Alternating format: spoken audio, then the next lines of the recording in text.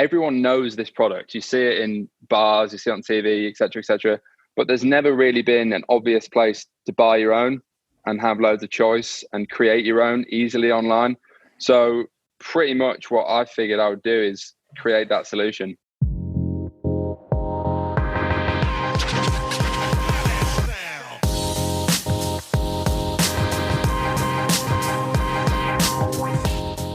Hey, what's up everyone? My name is Andre from Cartloop, and today I'm joined by my friend Matthew Kelly, the founder of Neon Beach.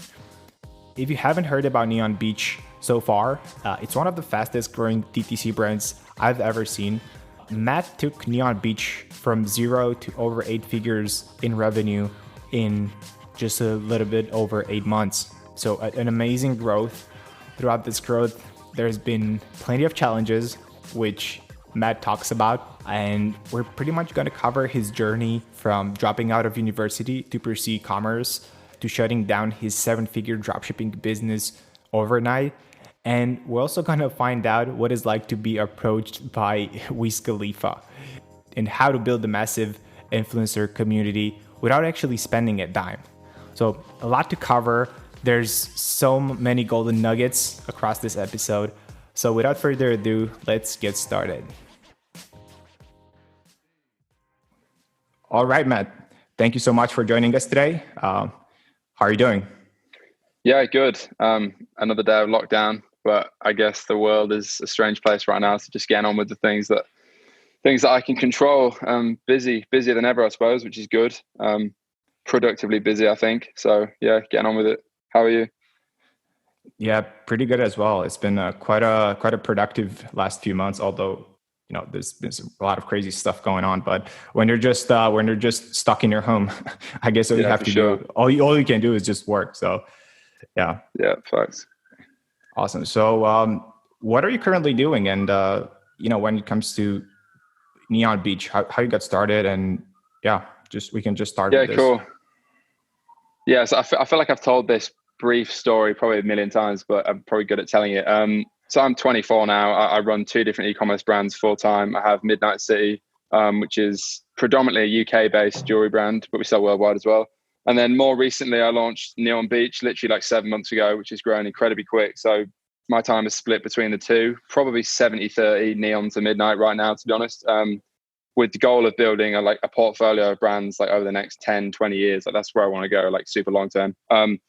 But how I got into it all, I'd say I've been in e-com about 5 years on and off. Like I had my first Shopify store, if you like, when I was 19. I had a clothing brand. I kind of got into e-commerce through designing logos and so on. That was always my passion, my interest. I was kind of into design more than anything. Then I kind of slowly figured out how to monetize parts of that. Had a clothing brand like I feel like everyone does, completely didn't know what I was doing, wasn't running any paid traffic or anything. This was like 5 years ago. Had a leggings brand at one point where I was printing colorful leggings because I used to do rowing at uni and some girls wanted them, and I figured I would make them and sell them online. Did a bit better with that. Then had another clothing brand with a mate while I was in uni. At this point, I dropped out of uni. So I've been full-time like 3.5 years, but then that went tits up. So then I got into the dropshipping space for about a year and a half. You basically just dropped out and just decided to focus on e-com, or Yeah.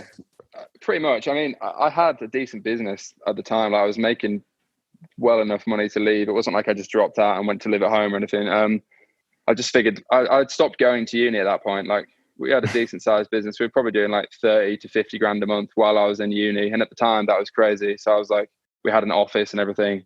Thought I was Mr. Big Shot. But then that went tits up because we had like a lawsuit against the name of the brand. It's called Dusk. And we basically got sued and we had to close the brand down. Otherwise I would have been fucked.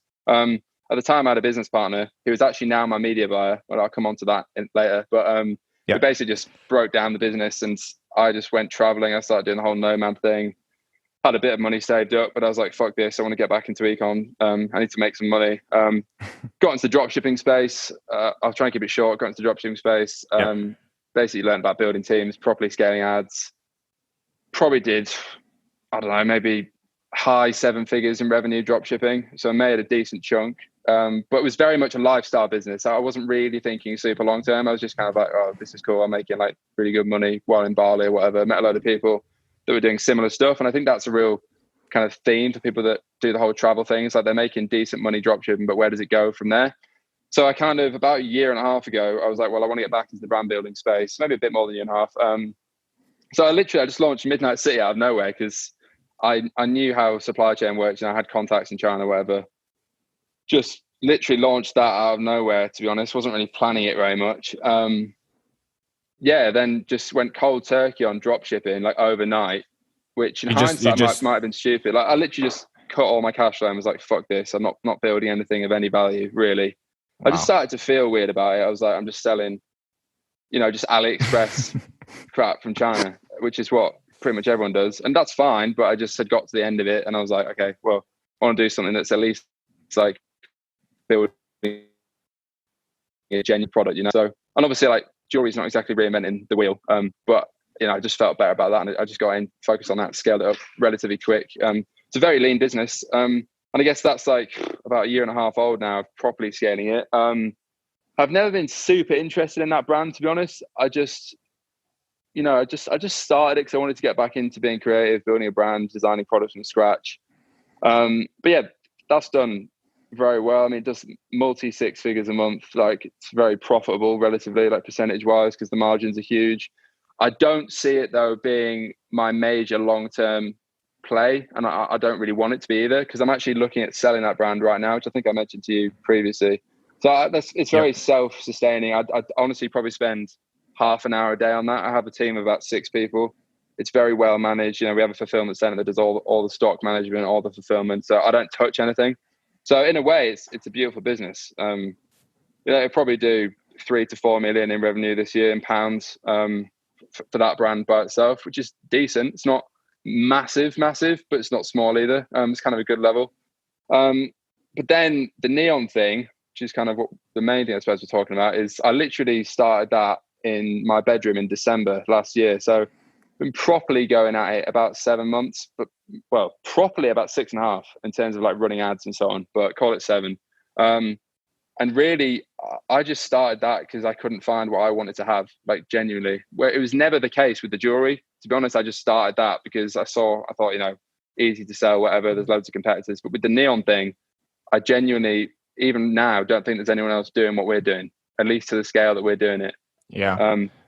And yeah, it's been a classic case of, my foot to the floor, scaling it.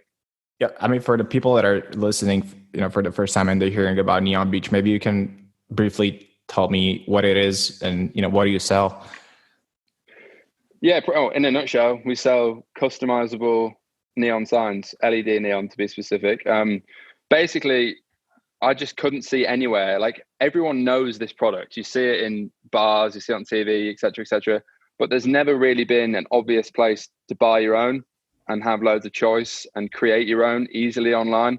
So pretty much what I figured I would do is create that solution. And yeah, it's scaled incredibly quick, to be honest with you.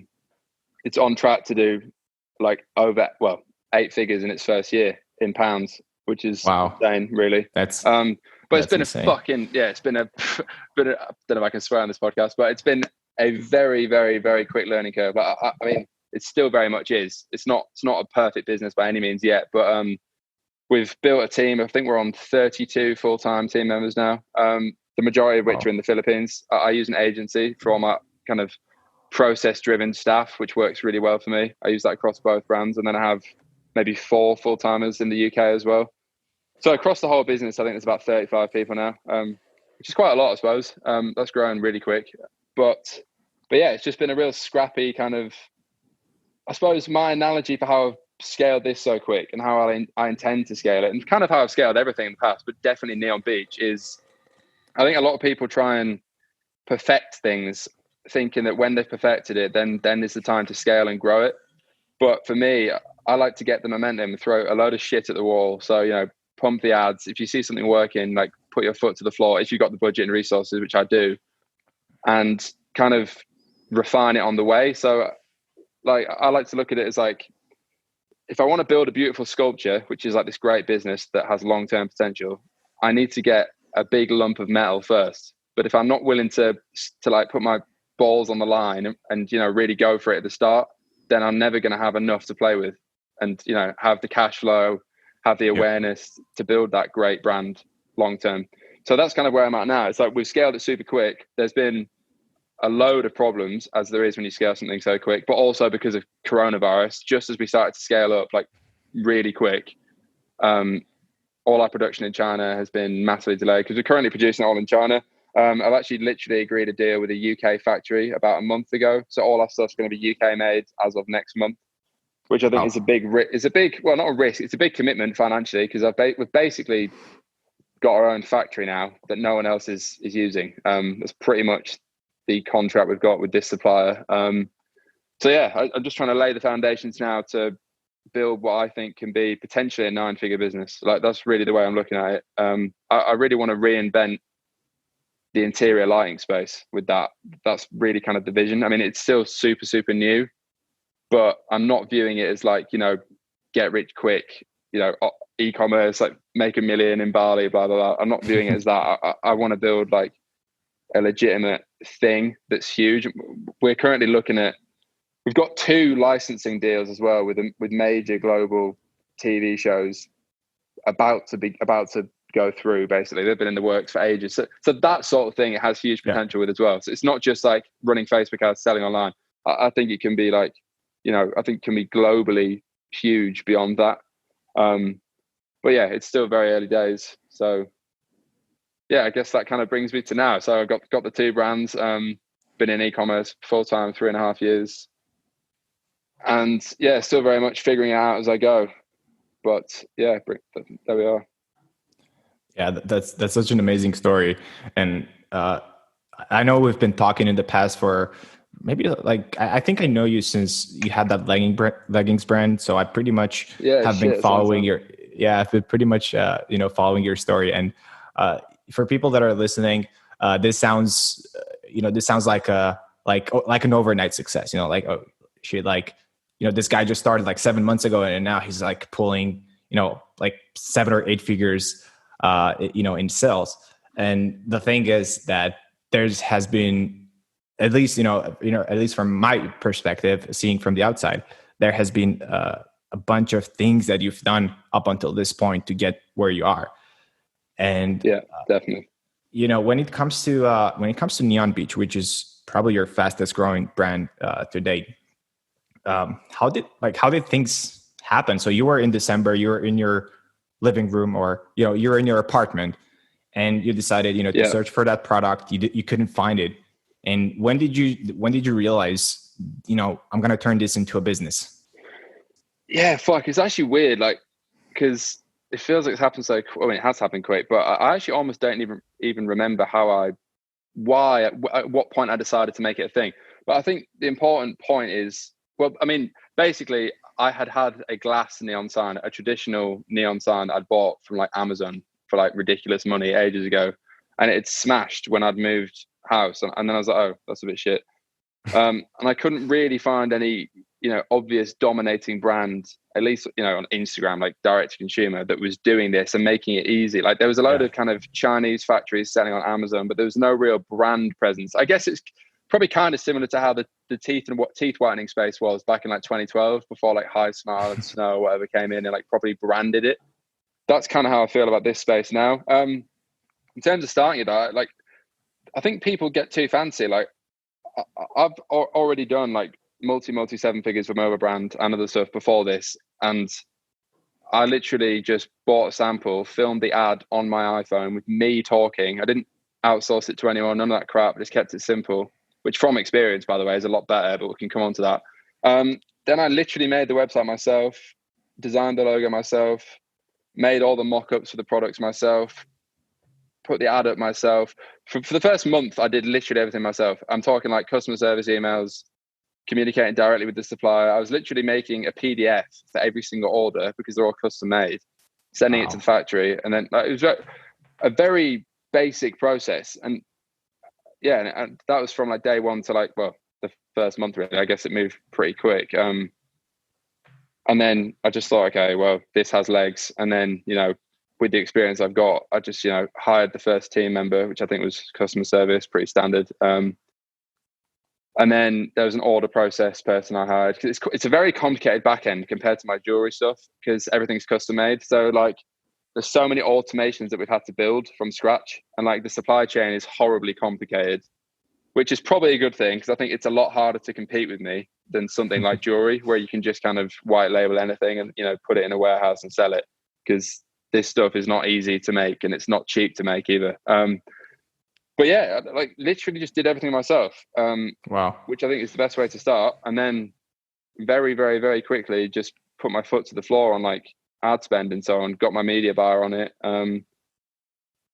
Yeah, and I guess to the point where we are now, and it's grown every single month for the first 7 months. And yeah, and I think it's going to continue doing that into Q4. And really, yeah, I mean, it's kind of been a bit of a whirlwind, to be fair. There's a lot of problems along the way, but yeah, to keep it simple,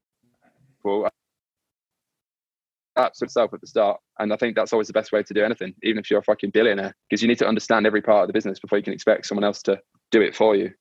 So, yeah. Yeah, absolutely. I mean, right now, if you take a look on your Instagram page, I mean, you know, Neon Beach Instagram page is just crazy. Like so many awesome pictures. How was it like? How did you scale up that part of the business where right now you have a lot of user generated content, which you can obviously you can leverage in your ads, emails, and so on. How did that happen? Yeah, so I think the product is literally the most perfect product in the world for Instagram, firstly, because it's so fucking visual. Like the first ads I did were literally, well, the majority of the ads we run, which do well, and even now, are just me in like my bedroom. I think the most liked picture on Instagram is just me in my bedroom.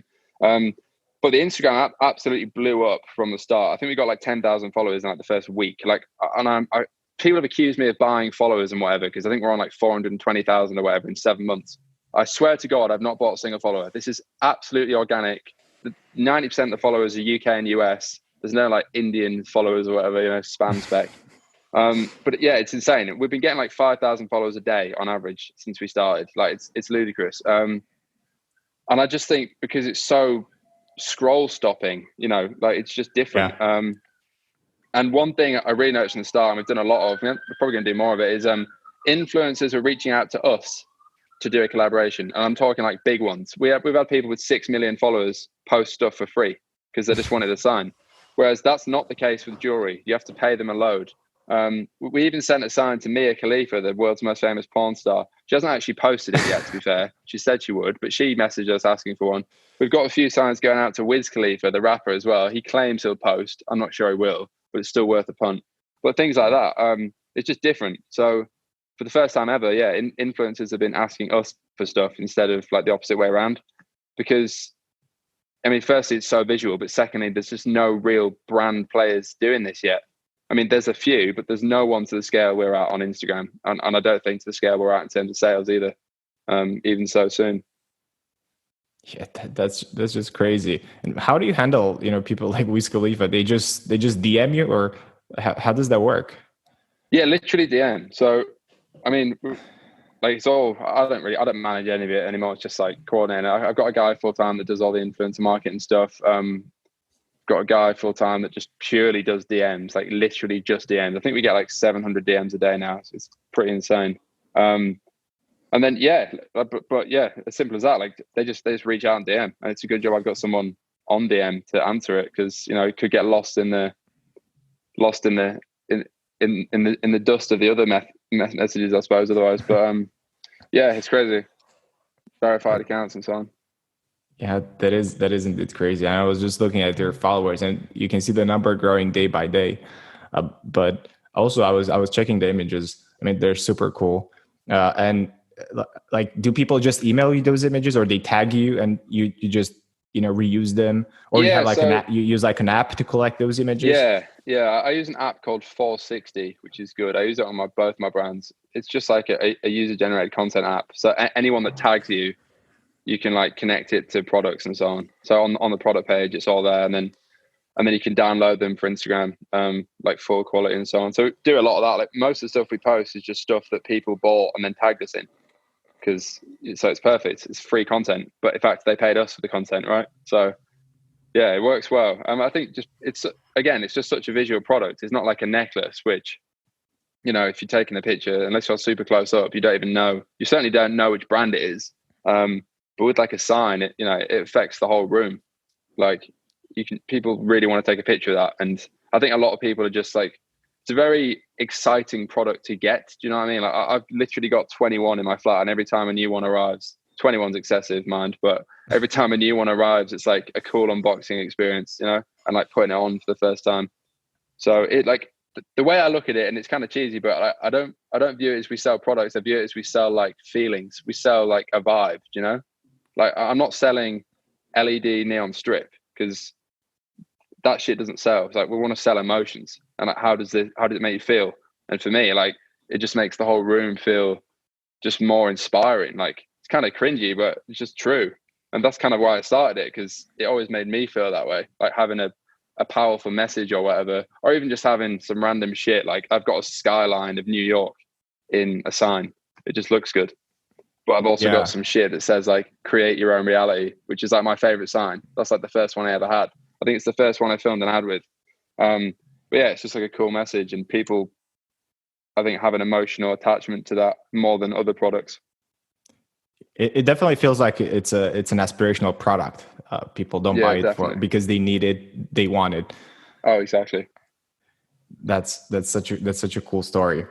And you've scaled your ads. Right now, do you do all the paid media yourself, or you hired an agency? No. Yeah, so I've not done my own paid media consistently for about probably 9 months now with both my brands. I've worked with a lot of agencies in the past. I've had nightmare experiences. Now I do work with an agency now, but I view it more as in-house because it's a small agency. I know the guy very well. I actually used to work with him, like I mentioned earlier. We actually had that brand together. So it's weird how that's turned out. But yeah, it is an agency, but it's like effectively in-house because he only really works on my 2 accounts because I think I'm his biggest accounts. So yeah, it works well. I mean, yeah, I don't do any of the media by myself. I just think I'm not the best person to do it because I'm not an expert anymore. I was good enough to get started, but my time's better spent, planning the next steps and, paying someone, incentivizing someone to get me better results. Yeah. Which is what I do. So. And when you're deploying like a media buying strategy, how do you work with the agency? Do you set, specific KPIs? I mean, I assume if you're seeing a good ROAS, you're just going to scale. You're just going to scale to like unlimited. You don't have a budget or something. Yeah, kind of. I mean, I've started to get a bit more strict on budget, like only in like the past month, to be fair, because we actually haven't been able to manage the scale almost the past few weeks. Just like a nice problem to have, but it's literally been too much. It's like I need to build the foundations a bit more before we go any further.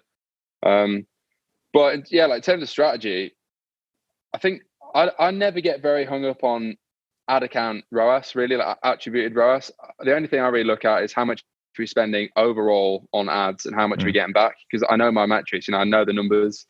I know we need to be at about 2.5x overall to be profitable after everything, roughly. So, if we're spending 10K on it, I need to be getting 25 back to have like a good margin. And then beyond that is even better. Just so that's like the high level view. So, because obviously we're running on like our main platform is Facebook and specifically Instagram. After that is Google. And then we've just started running Snapchat, Pinterest, and TikTok literally in like the past few weeks. But they're way, way smaller scale. So the like 90% of the spend is on Facebook and Google. So really, I'm just looking at an overall. I don't get too hung up on like ad account ROAS, but in terms of how I like structure the media buying, I just pay, because I have a different guy that does Google and I have one guy that does Facebook. So 2 different media buyers for both the brands. But I structure all as a percentage of spend based on ROAS.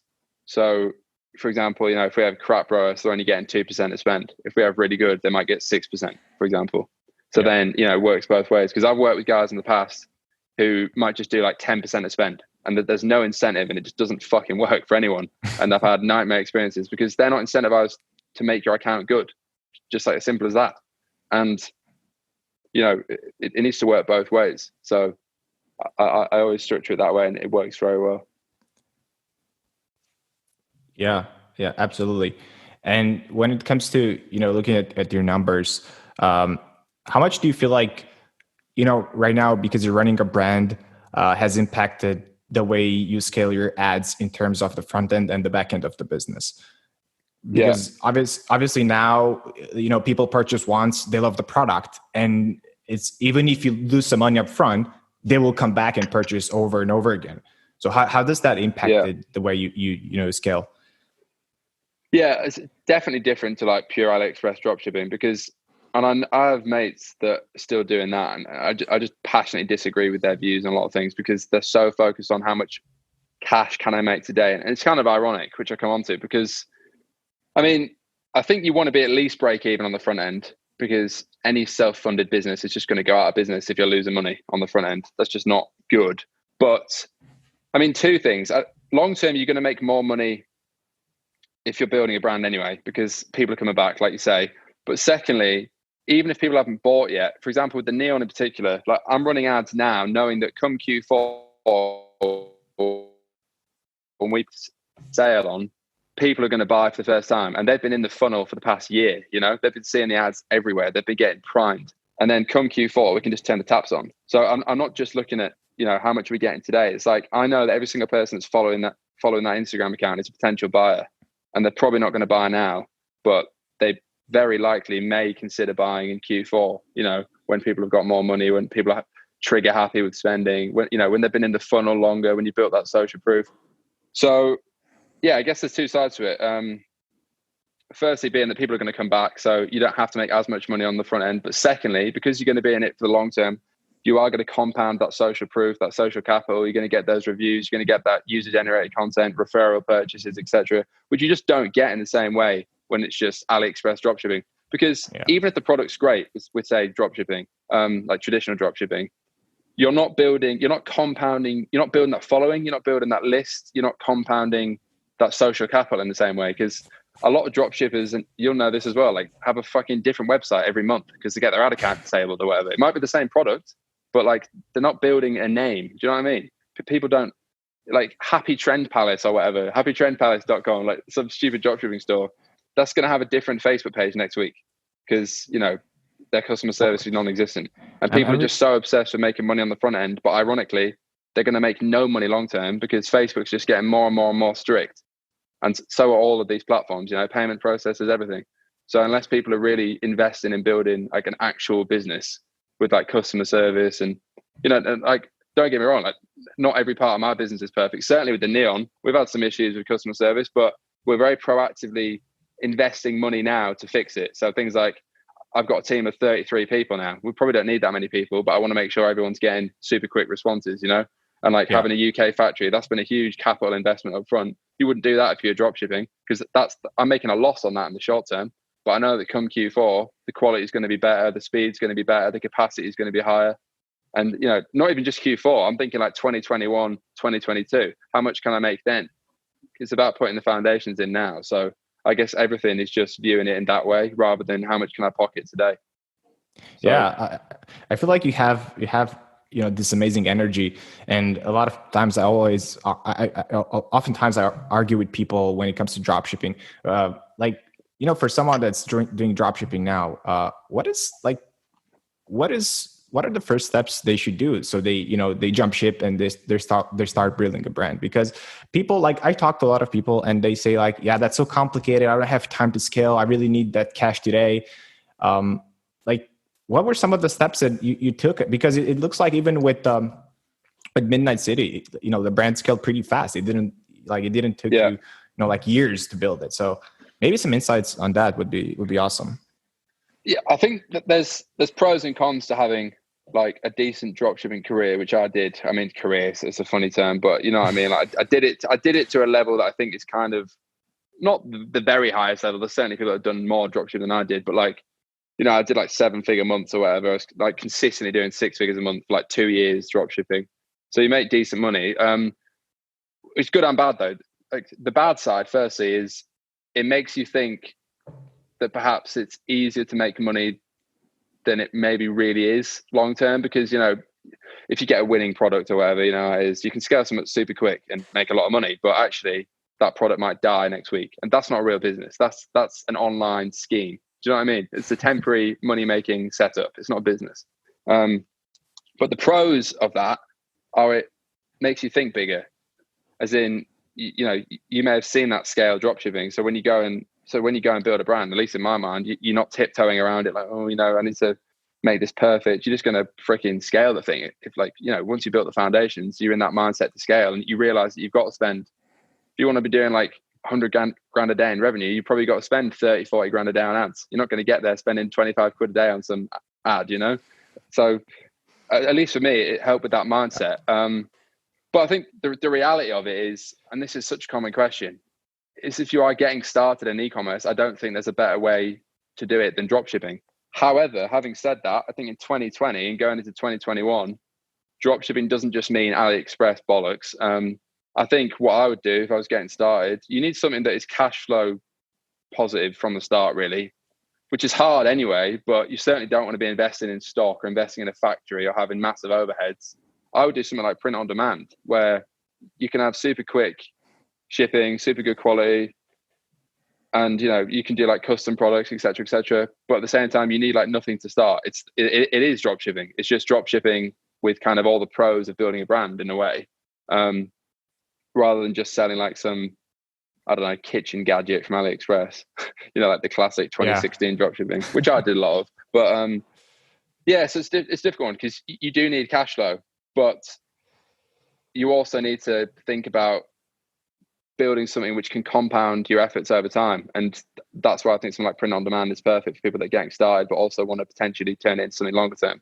But on the flip side of that, like, I know a lot of drop shippers who have made really good money and still do make good money. But I actually live with one of them. He might listen to this, but I kind of said this to his face, so it's fine. But my argument to him, and what I don't understand, is where are you going next? Because I don't know, just for me, it's not just about making money. I mean, ironically, you're going to make more money long term anyway if you build a legitimate business which adds value to the economy in some way, right? That's what's going to happen. And you're not going to do that by selling some crap on AliExpress and having a new Facebook ad account every week, which this guy does. But also, it's like, as an entrepreneur, do you not want to create something from scratch? Like, I don't know. I think that is the game. It's not all about like, oh, how much can I make? You want to be able to meet someone and they ask what you do and you can actually tell them, instead of be like, oh, I run this dropshipping store. I can't tell you what it is in case you rip me off. Like, that's not a business. That's like an illusion. Do you know what I mean? People think they're living in Bali or whatever. It's like the classic stereotype. They might be doing, I don't know, 100 grand a month dropshipping and revenue. They think they're a baller, but then their Facebook ad account gets disabled. But like, that's not a business. There's no consistency there. And you're just not compounding your efforts. And it's like, do you want to be doing that when you're 30 years old, 35? I don't know. I would just prefer to at least attempt to build something legitimate and long lasting. So yeah, that's kind of my argument to the whole e-commerce, two sides to e-commerce, I suppose. Yeah. And when it comes to like, an exit strategy for you, if someone would come to you and say, I want to buy Neon Beach for, I don't know, let's just say like 15 million bucks. What would you say for, to that person? Is it something interesting or? Well, if they offer me 15 million quid 7 months in, I would say, yes, thank you very much. But I don't know what's going to happen just yet. But I very much do have an exit strategy for, I think in entrepreneurship, but certainly in e-commerce, I think you make the real money when you sell. So, like I am profitable with the business in general, but you're going to make most of the money when you come to sell. So I've been looking at selling Midnight City right now. I think it might be too premature and I might not get the price I want in reality, but I would still get a very good amount out of it. And that's nice. You can bank that, whatever, go and invest it, do something smart with it, and focus on the next thing. But yeah, like with Neon, I mean, yeah, I intend to probably scale this over the next 3 years and then sell it. Sell it for at least sort of 10, 15 million quid plus would be the plan. I mean, everyone says that. I haven't done that yet, but that's certainly the plan. And I think that's very realistic. I think if you can build a business to 30 million quid a year revenue, making 4 or 5 net profit, you could probably sell it for 20 million plus if it's a solid business that's consistent, like maybe even more. It just depends who's buying it, because you read about these stories like Movement Watches, 200 million quid cash acquired by Movado Group. Obviously, that's a huge conglomerate buying them. They got a massive multiple. They're kind of like those dream unicorn acquisitions, but there's also a lot of smaller acquisitions, maybe in like the mid to high 7 figures or low 8 figures that you wouldn't even read about, which happen every day, like 8 million quid or something like that. And that sort of amount is going to set you up for life very well. Like, people have this illusion that you have to make 200 million quid out of ecom to be like set. You definitely don't. And the people that say that definitely aren't going to do it anyway, because they're the ones that are dropshipping. But so yeah, that's kind of the plan. I mean, I think that's where the real money is going to be made, when you can build something to sell. But to get to that level, you've got to build something legitimate, and compound your efforts over time. And that's why I just find it the ultimate irony when dropshippers think, oh, I'm making so much cash. But it's like, well, you're not really, because I'm going to get paid in 3 years properly. That's the plan. While also profiting very well now, but thinking long term. Yeah, absolutely. I think, people that are dropshipping, that's a great business model. But my question was always like, what's the end game? Like, how are you going to scale and exit this business at some point? Or you just want to, quick profit and then, just sunset the business? And oftentimes, they don't have an answer.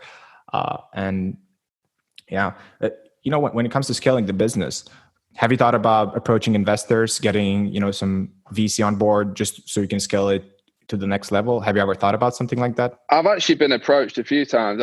It's funny you say that. I've been going through I'm going through that right now, actually, with the neon thing. We'll see what comes of it, but I've been back and forth with a few different private equity stuff. Basically. So, because I think for two reasons. It's not so much that I would need investment to scale it, because it's and that's the beauty of e-commerce, at least in certain models, and particularly with the neon, is that it is very cash flow efficient because everything's custom made, et cetera, et cetera. Aside from like investing in a new factory and whatever. But I would take investment more for the like advice side of things. I would like to get someone on board, not necessarily just for this brand, but for the business as a whole, like my group of brands, which is where I want to go long term, because I think the 20-year vision is I want to run I might change my mind in 10 years time because it's fucking hard, but have $1 billion in revenue and have a group of brands. Like, that's a proper thing. Like, that's kind of where I want to go. But yeah, to achieve that, it's not just going to be me, is it? I mean, even on like the board or whatever, I probably need someone that's been there, done that in their 60s to come and tell me what not to do. They may not have done e-commerce, but they probably have they will have a lot more experience than me in every other area. And, certain things like legals, tax, whatever, like actual business things. Because I think that's kind of the problem with the whole dropshipping mindset is 95% of dropshippers probably don't even have a fucking company registered. It's just like into their personal bank account that you ask them about tax and they just kind of change the subject. It's like, none of it's real. Do you know what I mean? It's not legitimate. Yeah. It's not a real business. It's like, it's just a lot of smoke and mirrors. But the other side of your question is, let's just say for sake of argument, someone offered me $1 million for 10%.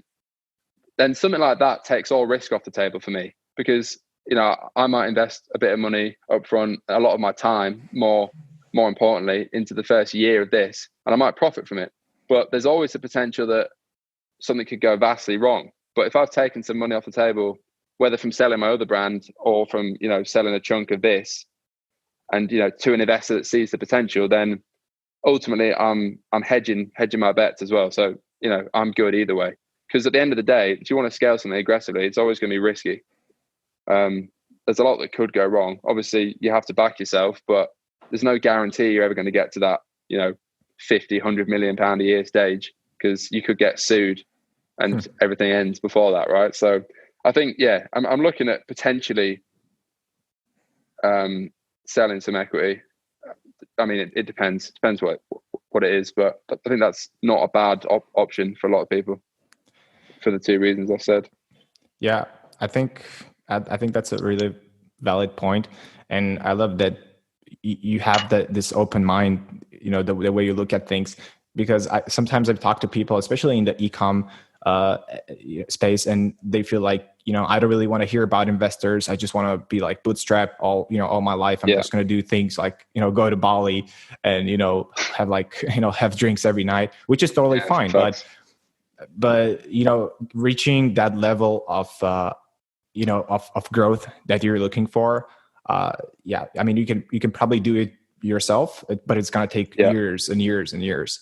Mm-hmm. But having someone on your side, definitely it's going to make things not easier, but I think faster.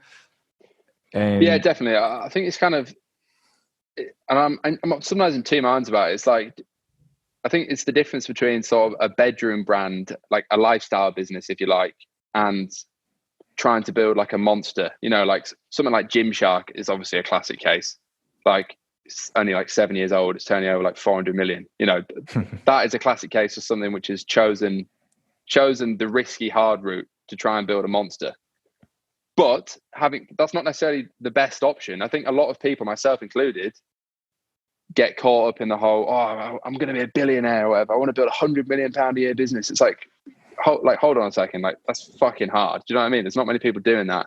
It might be better for a lot of people, and you have to decide and be self-aware about it, to build a £2 million a year business that really doesn't take that much of your time. It's very well managed, kind of similar to Midnight City, to be honest.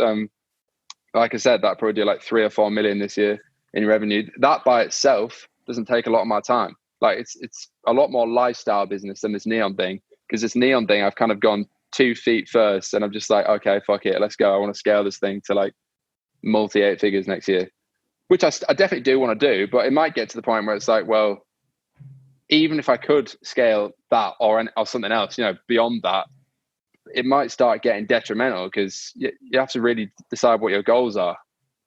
I mean, I'm not saying that anyone can just build £100 million business, out of choice, because they certainly can't, and I've not done that yet. But I think you have to just be self-aware to know why you're trying to achieve what you are trying to achieve, and like be realistic about the numbers. Because for me, it's like, I want to financially not have to worry about money ever again, in like the next few years. I don't think that number is as big as people think it is. But then beyond that, it's kind of just a game, isn't it? Because you could have all the money in the world, but you have to be doing something you enjoy. Otherwise, you're going to get bored. So I'm going on a bit of a rant, but I think my point is, I think you have to be self-aware about why you're trying to scale to where you're trying to scale, and what the actual implications of that, not just money. Because, you might be a lot happier doing, 1 or 2 million a year in revenue, which is no small feat either, and just having like more of a lifestyle business. Or you might be the person that's like, well, fuck it, I want to build $1 billion company. And for that, you probably are going to need, investors, getting other people on board, a lot heavier due diligence with a lot of things. So it's just being self-aware, and I'm trying to figure that out myself, I suppose. I think this is such a classic case where, you're able to build a high growth business. And the cool thing is that you're not thinking to keep it all, for yourself and be like, yeah, I'm going to be, the boss. Like, no one's going to touch me. I'm going to be the one that runs things. And it feels like, you're just 24, and you have such an open mindset, and it's just amazing, to be able to talk to people like you who understand that in order to create value, at some point you would have to, get other people on board. I mean, if you think about, like Amazon or whatever public company you want to think of, like, these people got like crazy rich, but at the same time, like, how many other people got rich because of the value they created? And yeah, exactly. People believe that, like Elon Musk or Jeff Bezos, they're like some lucky guys, they got lucky with what they did. But as a matter of fact, it was all, and it is basically, it is a plan where you have to have other people on board. Yeah, for sure.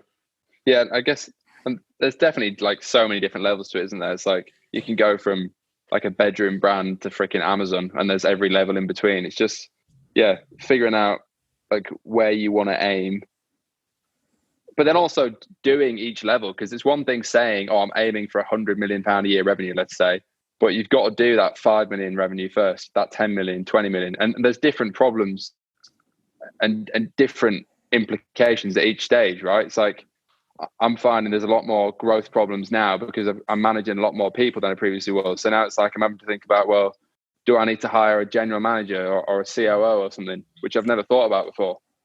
And you kind of get imposter syndrome a bit. I mean, I've found that quite a lot. I think a lot of people in the e-commerce space probably find that. It's like, because you can build like an 8-figure business, let's say, from what feels like just from a laptop, but you kind of forget that there's a lot of moving parts and a lot of real people and a lot of real money changing hands in the course of that. Do you know what I mean? It kind of feels like a game because it's just on a screen. Certainly in lockdown, it's on a screen because you can't even meet people. It's just like Zoom calls or whatever. So yeah, I think for me, recently, past few months, it's trying to just look at things from a third person perspective and be like, well, it might just feel like, because I used to do the whole barley thing or whatever. It felt like more of a hobby, but it's definitely not. It's not that anymore. It's morphing into more of a legitimate entity and something which does generate a lot of cash and does have a lot of responsibility, like legally, financially, and whatever. So yeah, and I know that I don't know fucking shit about a lot of that. I know what I do know, but I also am more aware of what I don't know now. So I think seeking advice and potentially investors, or just advice in general, and having like a good accountant on board, a good lawyer, all that sort of shit, becomes more important as you scale up. So just all things that I've been spending more time on. Yeah, and when it comes to the lifestyle, do you feel like you want to go back to that digital nomad thing, or you just pretty much want to stay in London and keep on building the business there, hands on? I mean, it's a weird one. I feel like it's always grass is greener. If I'm in Bali, I'd probably be like, fuck this, I want to go hustle and like scale because I can't work or whatever. But then like certainly in lockdown, it's like, oh, it'd be so nice to just go to Bali or whatever. I think really, again, it comes down to self-awareness. Like, I've done the whole like full-time traveling thing for like 2 years. The intention this year was to have more of a base, which I've had for like the past year now, and still travel less than I used to, but certainly not at all like we have been. But obviously lockdown came. So after lockdown, I mean, I still want to travel, but I think travel for me now is realistically going to be more of a holiday and just, not working, because I just personally don't think you can build, at least to the level I'm trying to build the business, if you're like just in Bali, you're working from shit Wi-Fi, you don't know where your desk is every day. Do you know what I mean? I think there's only so far you can go with that. That's not to say there isn't people in Bali or whatever doing very well, but I think if you honestly looked at it, the vast majority of them aren't doing as well as they say they are for a start, and probably aren't building long-term businesses. They're all sort of stuck in the illusion of dropshipping, and going out partying and drinking every night, which is fine, and I've done that, and that's great. But I think there's a time and a place in life for different things, and I feel like I've got a lot of momentum right now where I am. So certainly the business is going to be the priority over travel for the next few years. But I still will travel, but it'll just be more of a holiday, I think. Yeah. And really curious, do you think being able to live in a city like London, which is, full of startups, businesses, and, high growth, and I mean, like high performing people, do you think like that has an impact on what you do, or it was just, like a decision, I like London, I'll just stick here? Oh, I think it definitely has an impact. That was a very intentional decision, because London's the wealthiest city in the world. Like, I mean, that's certainly not the only reason I live here. I live here because I think it's the best city in the world. And I think it objectively is the best city in the world. I mean, other people would disagree and say it's very subjective, but that's my opinion. But like, even the flat we live in, like, it's kind of bougie. It's like we have a penthouse flat with like a spiral staircase and shit. It probably sounds more bougie than it is, but it's cool. I mean, we intentionally live in a cool place because we have a good view and so on. But I think that's so important. And I spoke about it in our podcast, like this like mess around podcast we started doing. You might have seen it. And I think it is very important, because particularly, and of course, I'm not saying at all that life's all about making money, blah, blah, blah. But in an entrepreneurial sense, if you can meet, and I have met a lot of entrepreneurs here, definitely through being in London, and feeling like a small fish in a big pond, because I'm from York in the north. Like, I could go and I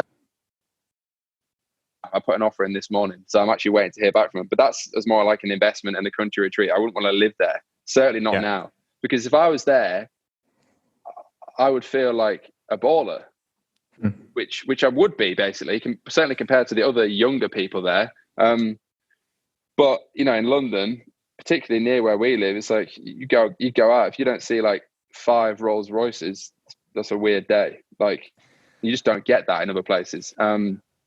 Obviously it's just a car, but like, I don't know, it helps that mindset of thinking bigger. You know, there's amazing houses or whatever. You've got the outside lockdown, you've got the opportunity to meet just interesting people, not necessarily e-commerce, but, you know, just from all walks of life. And I just think it feels big. Like, I like having, we've got this amazing skyline view, and like at nighttime, it's just, I just think it's inspiring. Like, might sound a bit cheesy, but it's like, there's so much wealth and opportunity out in the world.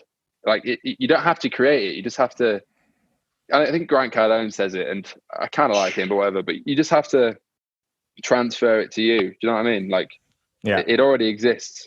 Like, the economy is huge. Like, people can say what they want, but it's just about building something and, you know, taking your bit. Yeah, I think it's, you know, it's in you know, direct correlation with the value that you provide. So, you know, the more value you provide for the world, for the economy, the more equity you're going to have, and the more you know, wealthier you're going to get. Yeah, exactly.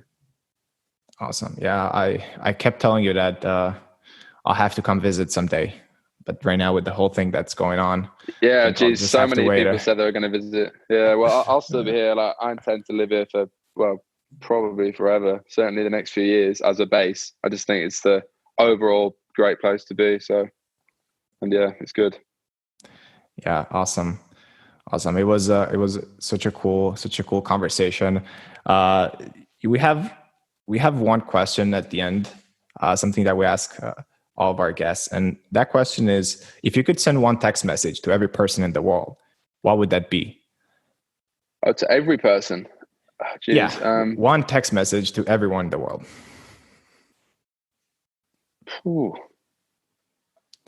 I would probably say what I've been saying to myself in like meditation almost for like the past few years, certainly in the past year. And there's like 3 key values I'm trying to live by now. And it's focus, simplicity, and patience. I'd probably say those 3 words. Like, that sounds like so fucking cheesy, like the end of a music video, some bollocks. But I just honestly, like, and if you want to add 2 more words to that, it's consistency and time. So yeah, that's just what I tell myself every day now, that they're the key ways to live, not even just in like entrepreneurship, but focus, simplicity, patience, consistency, and time. And with those 3 or 5 values, if you like, then I don't think there's anything you can't do ultimately in a lifetime. So I'd probably say that. Yeah, that's a good mantra to live by. Yeah, I think so.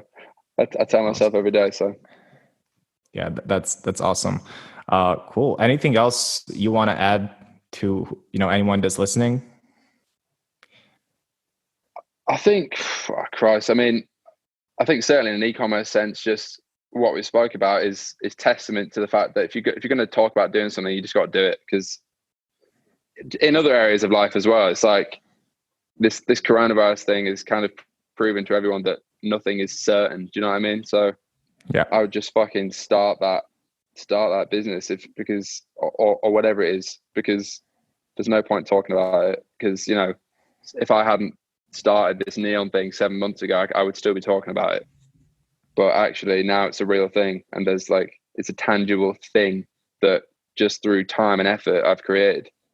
And so that's quite cool that you can do that with just, you know, with access to the internet, you know, and consistent effort and a bit of knowledge, which you can gather over time, that you can build something pretty significant in not too long a space of time. So I think just getting started is key if people are listening that haven't started. Awesome, Matt. So what's the best place for people to connect with you, learn more about you, also maybe listen to your podcast? Yeah, honestly, I'm not much of a public figure. I suppose on Instagram at Matthewcius, which was kind of a piss take of that Chinese philosopher called Confucius. So that's Matthucius.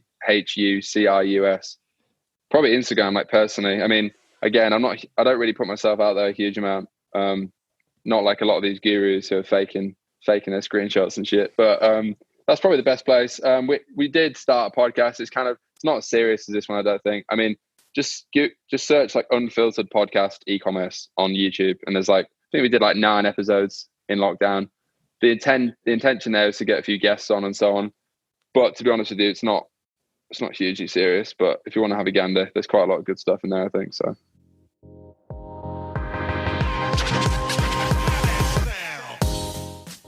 Thanks for joining us today. If you're on Shopify, check out Cartloop.io or just search for Cartloop in the Shopify App Store. Cartloop is a text messaging platform your customers will love.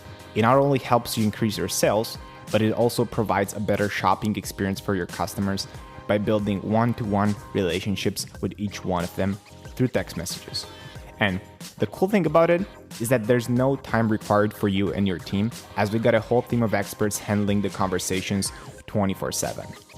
If you want to learn more about it or test drive Cartloop, we've got a 7-day free trial. So just go to cartloop.io and get started for free. We'll see you in the next episode. Take care.